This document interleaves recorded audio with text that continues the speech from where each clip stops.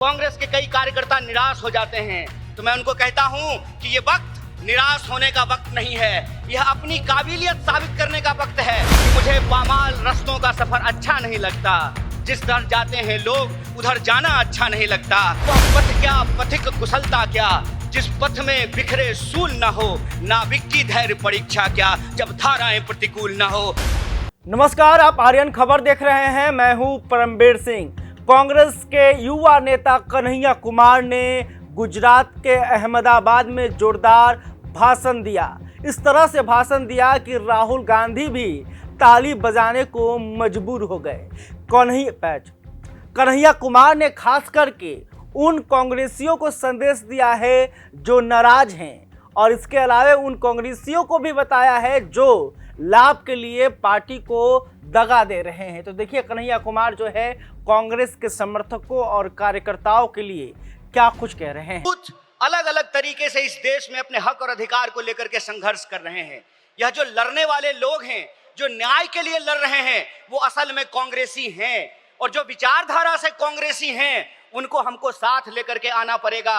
और मैं कांग्रेस के एक एक कार्यकर्ता को धन्यवाद देना चाहता हूं कि आप इस दौर में कांग्रेसी हैं जब लोग गद्दारी कर रहे हैं, कांग्रेस पार्टी के साथ बेवफाई कर रहे हैं, चंद दौलत के लिए, चंद सिक्कों की खनक के लिए अपनी पार्टी से गद्दारी करके उस विचारधारा से समझौता कर रहे हैं। उस वक्त आप कांग्रेस का झंडा थाम करके खड़े हैं। आप सिर्फ कांग्रेस के कार्यकर्ता नहीं हैं, इस देश को बचाने वाले आप जो है सेनानी हैं। जो स्वतंत्रता आंदोलन इस देश को मिला है, स्वतंत्रता सेनानियों ने जो स्वतंत्रता हमको दिलाई है, उस स्वतंत्रता को बचाने वाले आप संविधान सेनानी हैं। इसीलिए मैं आप सबसे अपील करने के लिए आया हूं कि ये आमने सामने की लड़ाई है, ये विचारधारा की लड़ाई है, और इस दौर में हमको उस रास्ते पे नहीं जाना है जो आसान रास्ता है, जो लालच का रास्ता है, जो कुर्सी का रास्ता है। मैं कहता हूं कि इतिहास ने हमको मौका दिया है, कांग्रेस पार्टी ने हमको मौका दिया है, तो हम एमपी एमएलए बनने की कोशिश जरूर करें, लेकिन हम जिस दौर में रह रहे हैं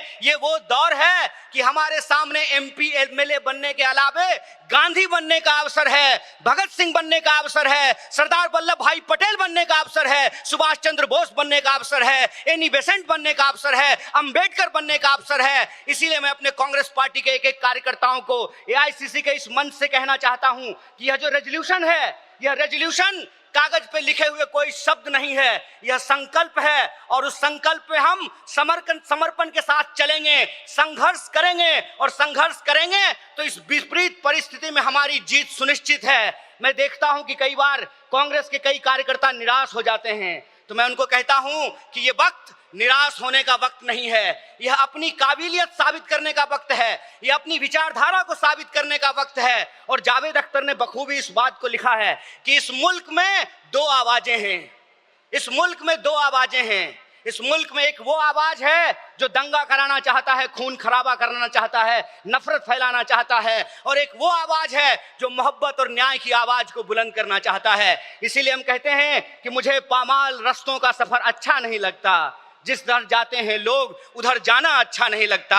आप कांग्रेस पार्टी के ईमानदार कार्यकर्ता हैं, आपके कंधे पर देश को बचाने की जिम्मेवारी है, आपके कंधे पर संविधान को बचाने की जिम्मेवारी है, और हमको पूरा भरोसा है कि आईसीसी सेशन के माध्यम से पूरे देश में यह संदेशा जाएगा, और कांग्रेस पार्टी का एक एक कार्यकर्ता मजबूत होकर के अपनी काबिलियत को साबित करेगा। वह पथ क्या, पथिक कुशलता क्या, जिस पथ में बिखरे सूल न हो, नाविक की धैर्य परीक्षा क्या, जब धाराएं प्रतिकूल न हो। इस प्रतिकूल समय में कांग्रेस पूरे दमखम के साथ उस काली विचारधारा के खिलाफ, उस काली टोपी के खिलाफ टी शर्ट पहन करके लड़ेगा, और यह टी शर्ट का जो सिंबल है वो न्याय का सिंबल है। उस अन्याय के खिलाफ हमको इस न्याय की आवाज को बुलंद करना है। मुझे पूरा भरोसा है कि आईसीसी सेशन से निकल करके हम अपने जिलों में जाएंगे, अपने बूथों पर जाएंगे, और समाज में, देश में जहां कहीं भी अन्याय होगा, हम कांग्रेस पार्टी बन करके, कांग्रेस का कार्यकर्ता बन करके, गांधी का सिपाही बन करके गोडसेवादी विचारधारा को परास्त करने का काम करेंगे।